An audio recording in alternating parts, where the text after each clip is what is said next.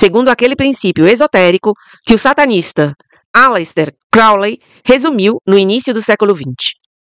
O mal deve esconder-se à vista de todos, pois as leis do universo determinam que aqueles que são enganados consintam no próprio engano. Este é o modus operandi do diabo e de seus servos. Olá, aqui é a Helga do canal Desde Espanha. Há forças em ação que poucos ousam nomear. Uma elite oculta, capaz de manipular massas, de controlar corações e mentes, de transformar a realidade em um ritual mágico e alquímico.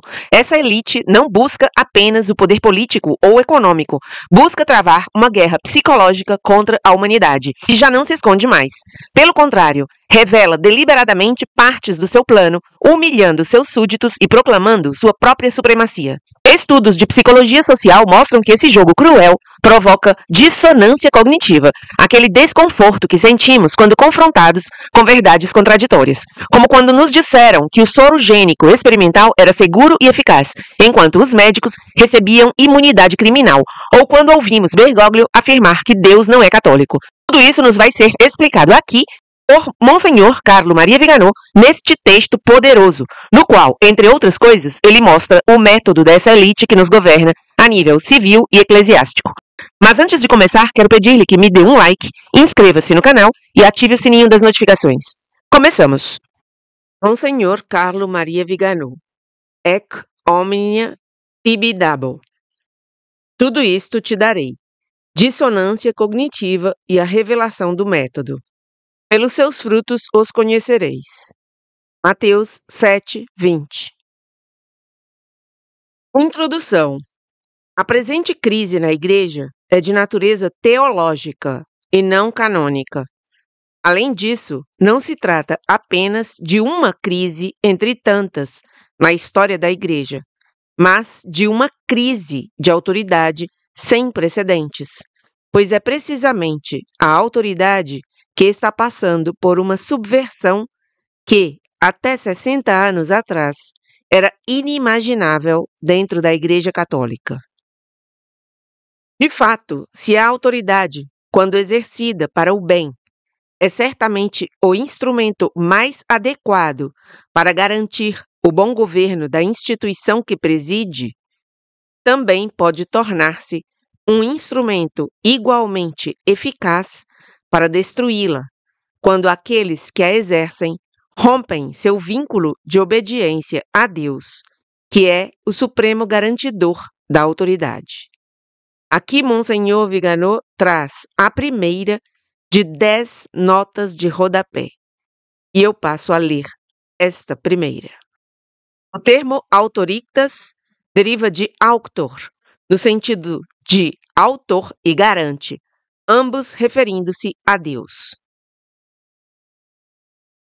Foi isso que fizeram os jacobinos em 1789, e foi isso que repetiram os promotores da Revolução Conciliar em 1965, usurpar ilegitimamente a autoridade para obrigar os súditos a obedecer ordens injustas voltadas a um plano subversivo.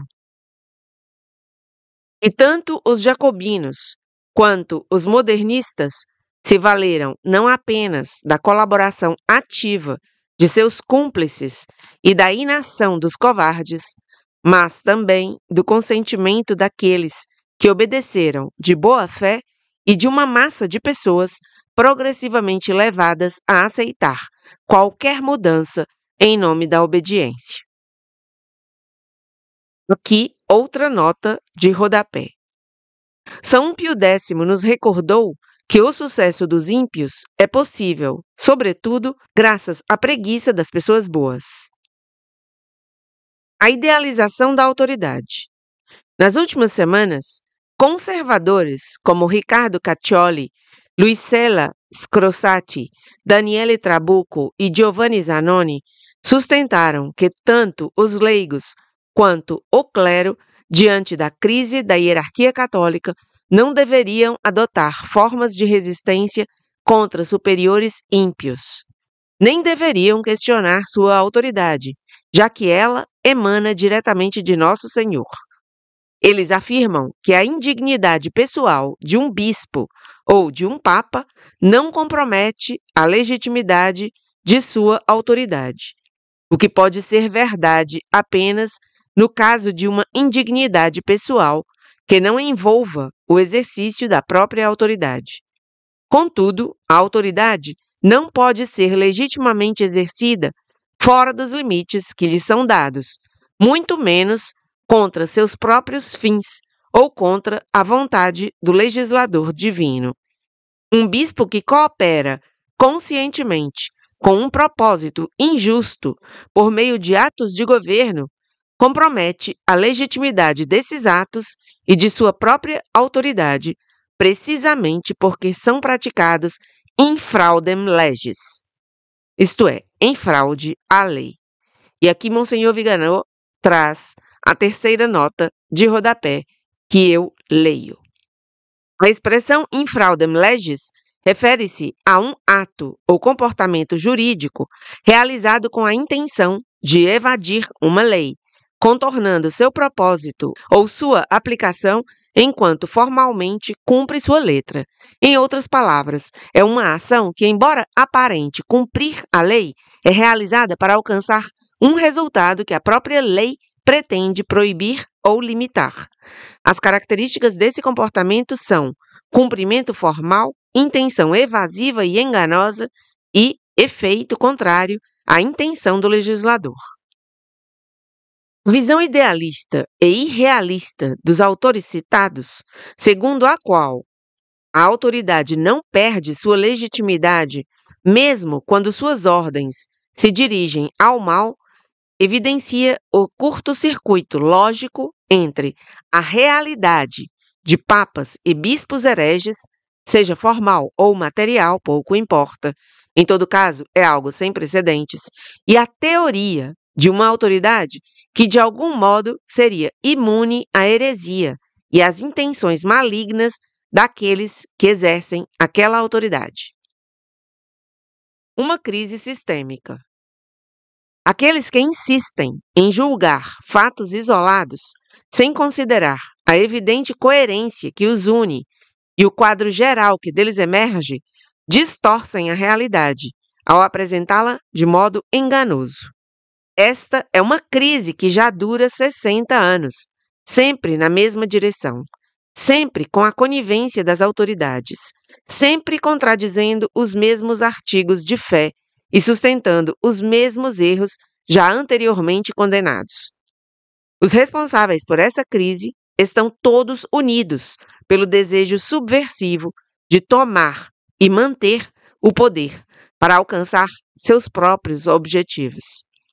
E como prova de que o Deep State, o Estado Profundo, e a Deep Church, a Igreja Profunda, agem em concerto, basta observar como os arquitetos dessa subversão na esfera eclesiástica atuam como imagem espelhada de seus equivalentes na esfera civil, chegando até a adotar o mesmo vocabulário e as mesmas técnicas de manipulação de massas. As evidências dos resultados desastrosos obtidos pelos papas e bispos conciliares não os levaram a reconsiderar seus passos nem a reparar os danos causados. Pelo contrário, vemos que continuam obstinadamente pelo mesmo caminho, confirmando assim sua maldade e premeditação, isto é, sua mens rea, intenção culpável. Aqui, a quarta nota de rodapé que eu leio. Mens rea é um termo jurídico que se refere ao componente psicológico do crime, isto é, a intenção subjetiva ou a consciência de violar a lei. Encontramos-nos diante de uma situação de gravíssimo conflito institucional, da qual se depreende que a maioria dos bispos que estão no poder, sem sombra de dúvida, age com a intenção deliberada e consciente de cometer atos ilícitos contra o bem da Igreja e das almas, plenamente cientes das consequências. Se esses indivíduos não tivessem intenção de praticar o mal, isto é, se agissem de boa fé, não persistiriam em repetir os mesmos erros, buscando os mesmos resultados. Tampouco procurariam, por todos os meios, induzir os fiéis e os sacerdotes a renunciar ao que a Santa Igreja ensinou durante séculos, levando-os a abraçar aquilo que ela condenou e puniu com as mais severas penas. A aceitação da fraude. Temos, portanto, uma hierarquia composta por bispos e papas traidores, que exigem de seus fiéis não apenas um silêncio inerte diante dos piores escândalos de seus membros, mas também a aceitação entusiástica e o compartilhamento dessa traição, segundo aquele princípio esotérico que o satanista Aleister Crowley resumiu no início do século XX. O mal deve esconder-se à vista de todos, pois as leis do universo determinam que aqueles que são enganados consintam no próprio engano. Este é o modus operandi do diabo e de seus servos, confirmado no relato das tentações a que Satanás submeteu nosso Senhor no deserto. Tudo isso te darei, diz o maligno a Cristo, se prostrado me adorares. Mateus 4:9. Ao reivindicar ser adorado como Deus, Satanás exige primeiro a aceitação da fraude, isto é, a premissa: tudo isto te darei, que é absolutamente falsa, pois Satanás não pode dar aquilo que não lhe pertence. Se, por absurdo, nosso Senhor tivesse se prostrado diante de Satanás e o tivesse adorado, não teria recebido dele sequer um grão de poeira do deserto, e essa troca teria se revelado como uma fraude. Por isso, o Senhor lhe responde: vai-te, Satanás, porque está escrito: ao Senhor teu Deus adorarás, e só a ele servirás. Mateus 4:10. Com essas palavras, nosso Senhor revela a identidade do tentador e seus enganos. Mesmo no Éden, ao tentar Eva, a serpente prometera aos primeiros pais que eles se tornariam sicut dii, como deuses. Gênesis 3:5. Eles sabiam perfeitamente que Satanás não seria capaz de torná-los como deuses e que teriam de prestar contas a Deus por sua orgulhosa desobediência. Mas, apesar disso, consentiram na mentira do maligno como se fosse verdade, tornando-se responsáveis pela subversão do bem e do mal e agindo como se Deus não fosse onipotente, nem capaz de puni-los. Esta é, em última análise, a híbris, o orgulho que leva o homem a desafiar a Deus ao escolher cometer o pecado, o que resulta na nêmesis, isto é, na punição inevitável que atinge aqueles que violaram a ordem divina ao ultrapassar os limites impostos por Deus. A revelação do método. O historiador e especialista em engenharia social Michael A. Hoffman abordou o mesmo tema sob outra perspectiva, identificando uma elite oculta que utiliza técnicas manipuladoras para controlar as massas. Essa elite busca não apenas tomar o poder, mas também empreender uma guerra psicológica que transforma a realidade em um ritual mágico e alquímico. E nisso coincide com as palavras de Crowley. Essa elite já não esconde tudo. Ao contrário, revela deliberadamente partes de seu plano. Daí o termo revelação do método, como um ato de humilhação de seus súditos e afirmação de sua própria supremacia. Estudos de psicologia social confirmam que esse jogo cruel de submeter e dominar suas vítimas serve para provocar dissonância cognitiva, aquele estado de desconforto psicológico que ocorre quando somos confrontados com duas afirmações ou fatos contraditórios, como aconteceu, por exemplo, quando as autoridades sanitárias afirmaram falsamente que o soro gênico experimental era seguro e eficaz, ao mesmo tempo em que exigiam imunidade criminal para os médicos que aplicavam a injeção. Ou quando ouvimos Jorge Bergoglio dizer que Deus não é católico. Essa dissonância cognitiva, essa percepção de uma contradição em termos, é intencional, porque nos desmoraliza, tornamos-nos conscientes de nossa impotência, porque induz um consentimento implícito, um consentimento passivo, como quem diz: eu te mostrarei o que faço, e tu não farás nada, portanto, deves estar de acordo. E por fim, porque nos leva a aceitar um poder despótico, mesmo quando ele zomba das massas, reforçando seu controle psicológico sobre nós. E aqui a quinta nota de rodapé, que eu passo a ler. Hoffman escreve: o princípio alquímico da revelação do método tem como componente principal uma zombaria satírica e sorridente das vítimas, como demonstração de poder e arrogância macabra. Quando isso é realizado de forma velada, acompanhado por certos sinais ocultos e palavras simbólicas, e não provoca nenhuma resposta significativa de oposição ou resistência das vítimas, é uma das técnicas mais eficazes de guerra psicológica e violação da mente. Secret Societies and Psychological Warfare, 2001. A dissonância cognitiva e o gaslighting dos conservadores. Não devemos, portanto, surpreender-nos se essas mesmas técnicas de manipulação de massas também são utilizadas na esfera eclesiástica, com o objetivo de provocar entre os fiéis a mesma dissonância cognitiva, a mesma desmoralização, o mesmo consentimento extorquido e a mesma aceitação de uma autoridade que ostenta contradições, mas exige obediência.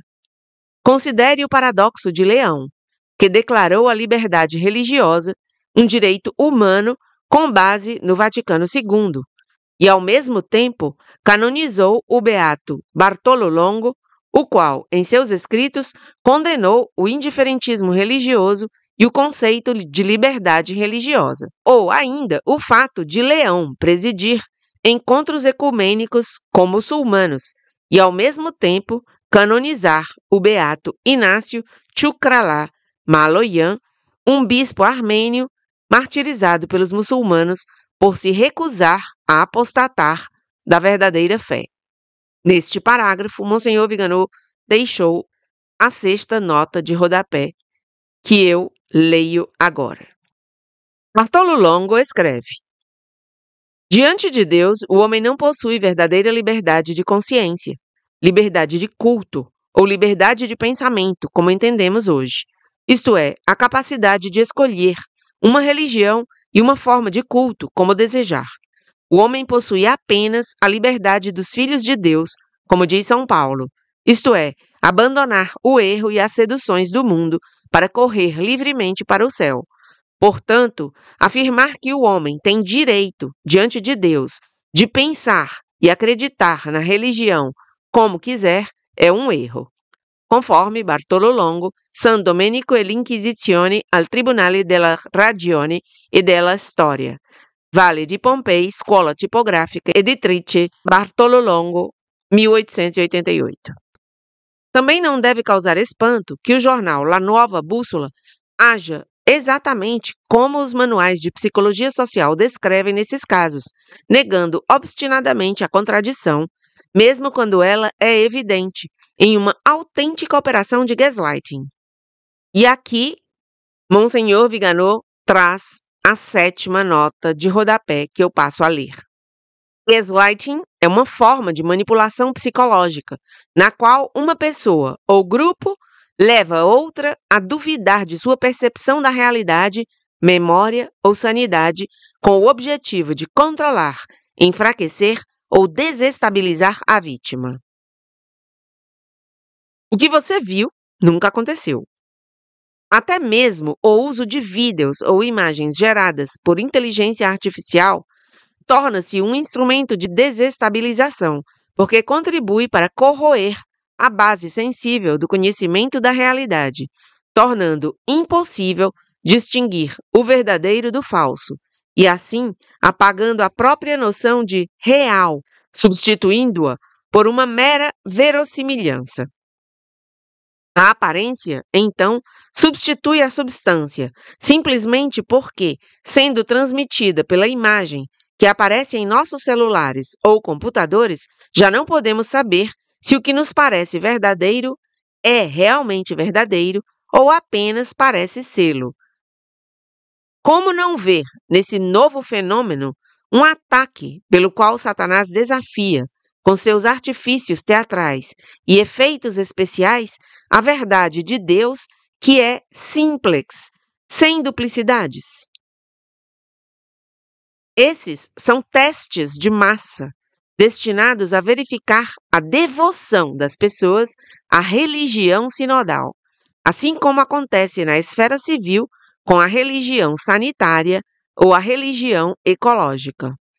E não é diferente pedir aos fiéis que aceitem a missa protestantizada de Paulo VI como condição para obter permissão de assistir à missa tridentina, que é a antítese do Novus Ordo.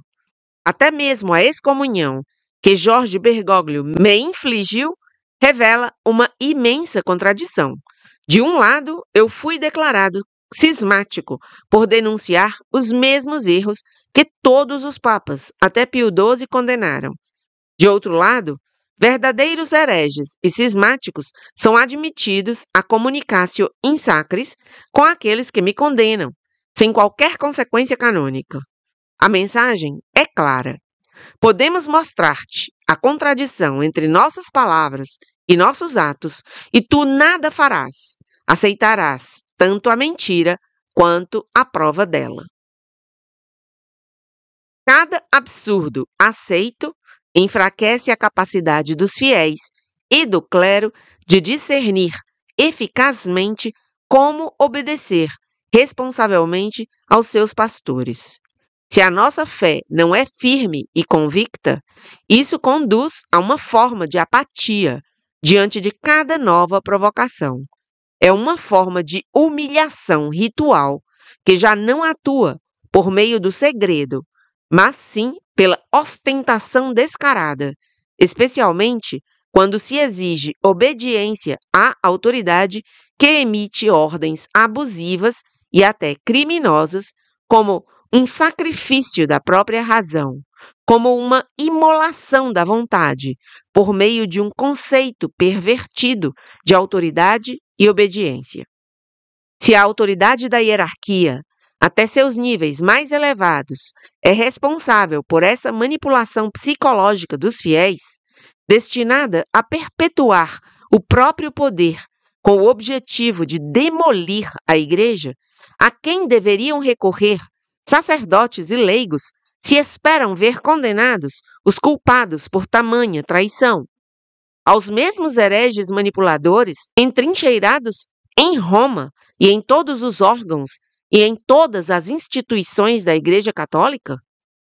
Não causa espanto que tantas vocações sacerdotais se percam e que muitos fiéis desistam ou abandonem a prática religiosa.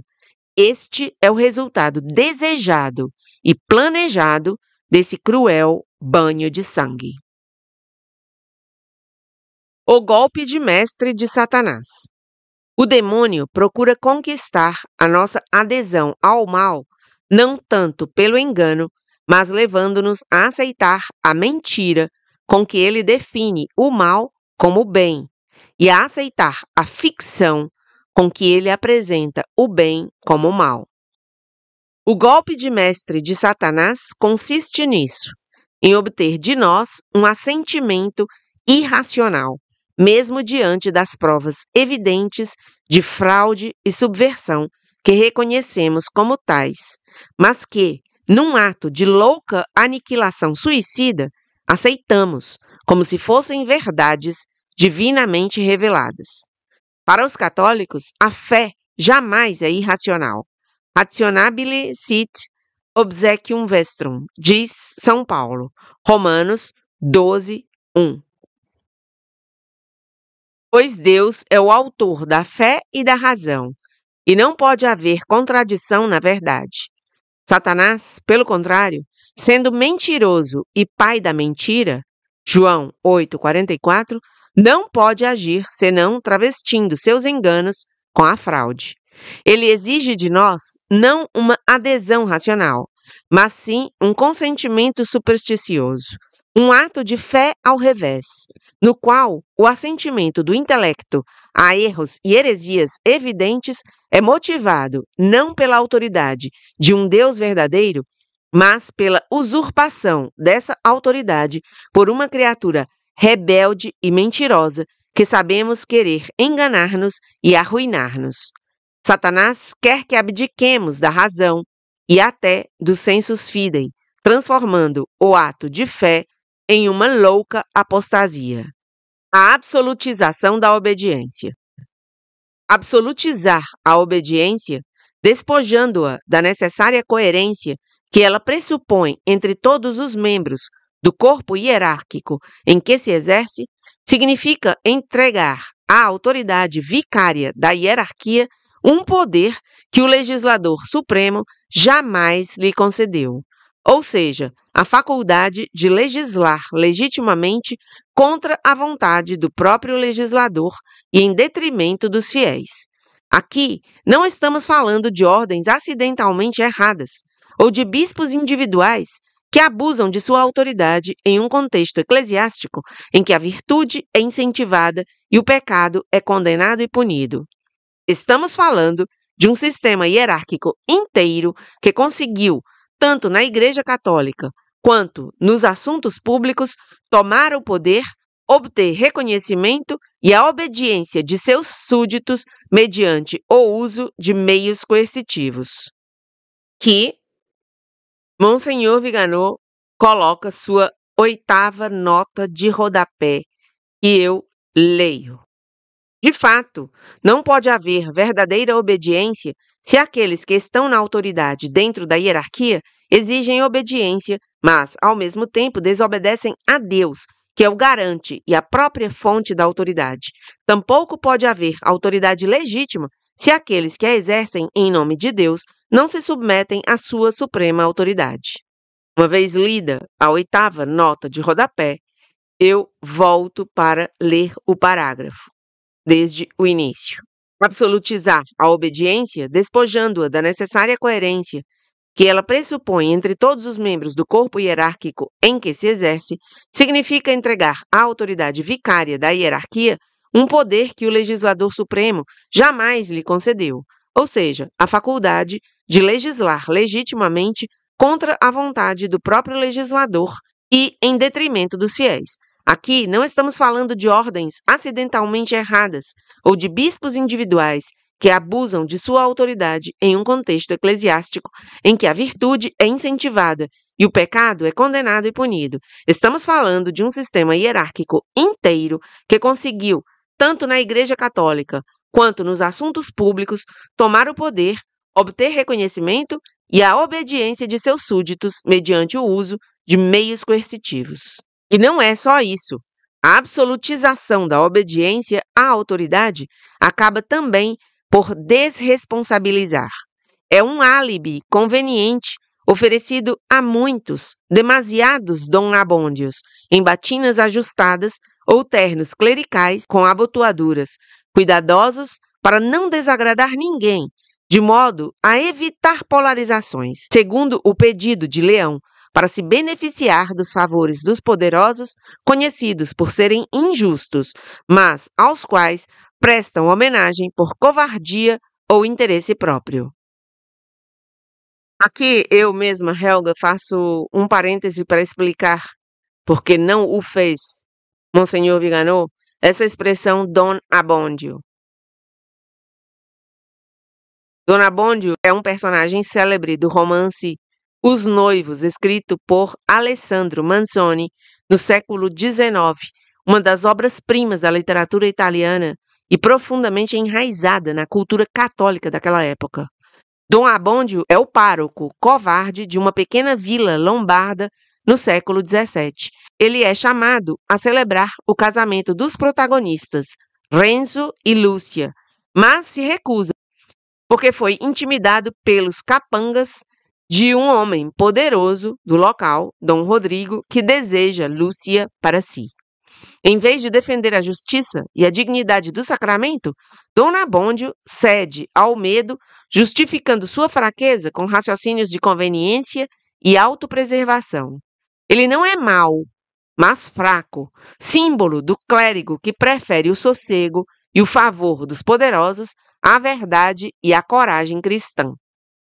Então, dada essa explicação, repito a leitura desse parágrafo para ficar mais claro. E não é só isso. A absolutização da obediência à autoridade acaba também por desresponsabilizar. É um álibi conveniente oferecido a muitos, demasiados Dom Abbondios, em batinas ajustadas ou ternos clericais com abotoaduras, cuidadosos para não desagradar ninguém, de modo a evitar polarizações, segundo o pedido de Leão, para se beneficiar dos favores dos poderosos, conhecidos por serem injustos, mas aos quais prestam homenagem por covardia ou interesse próprio. Conclusão. A Sagrada Escritura, os padres, os místicos e a própria bem-aventurada Virgem Maria em Fátima nos advertiram sobre uma apostasia que a Igreja enfrentará nos últimos tempos. Como esperar que essa apostasia se materialize, se não através de falsos pastores, no lugar de bons pastores, e de pseudo-cristos e falsos profetas, em lugar de Cristo e dos profetas? Como poderiam os eleitos ser atraídos para o engano por hereges e cismáticos? Mateus 24, 24. Se não pelo fato de tais hereges obterem posições de autoridade na Igreja. Mas a Igreja é infalível, repetem alguns petulantemente.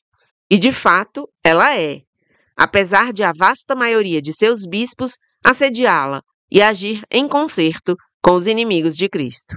A Igreja Católica é infalível no sentido de que ela nunca pode falhar em sua missão de guardar e transmitir a verdade revelada por Deus, nem pode cair em erro definitivo em sua fé e moral. E isso, de fato, não ocorre mesmo quando uma hierarquia herege e corrupta busca obscurecer ou desfigurar o sagrado depósito da fé. Não devemos esquecer-nos de que a Igreja é composta não apenas da Igreja militante nesta terra, hic, no tempo presente, nunc, mas também da Igreja penitente no purgatório e da Igreja triunfante no céu. Sua estrutura celestial é a garantia dessa infalibilidade que seu divino fundador lhe prometeu e que o Espírito Santo lhe assegura. E se a Igreja Conciliar Sinodal, que hoje se apresenta como militante, contradiz a Igreja de ontem, rompendo a continuidade e a unidade na profissão da única fé, que faz da Igreja una e apostólica, mesmo no fluxo do tempo, e não apenas em sua difusão no espaço, então a Igreja Conciliar Sinodal não é mais a mesma Igreja. Por esta razão, o Senhor não deixa de levantar uma vox clamantis in deserto, que derruba o muro de silêncio e cumplicidade dos conspiradores. Refiro-me aos doutores dos últimos tempos, mencionados por Augustin Lehmann em seu ensaio L'Antéchrist, o Anticristo. Eles são os novos Santo Atanásios, presos, exilados e perseguidos, mas finalmente recompensados pela justiça divina com a proclamação de sua santidade. É assim que o grande bispo de Alexandria e doutor da Igreja dirigiu-se aos fiéis durante a massiva heresia ariana. Aqui, antes da citação das palavras de Santo Atanásio, Monsenhor Viganò coloca a 9ª e a 10ª notas de rodapé. A nona diz o seguinte: Agustin Lehmann, L'Anticristo, Mariette, 1919, página 53. O segundo defensor da verdade cristã contra o anticristo será uma falange de doutores levantados por Deus nesses tempos de provação. Esta falange de doutores receberá, para a defesa e o consolo dos bons, um maior entendimento de nossas sagradas escrituras. O cônego Augustin Lehmann, judeu francês, converteu-se ao catolicismo junto com seu irmão. Ambos tornaram-se amigos de Pio IX e serviram como consultores do Primeiro Concílio Vaticano. E a 10ª nota é uma referência à obra de onde Monsenhor Viganò faz a citação de Santo Atanásio. Uma vez lida a nota de rodapé número 10, passo a ler a citação que faz Monsenhor Viganò do trecho de Santo Atanásio, e diz o seguinte: que Deus vos console.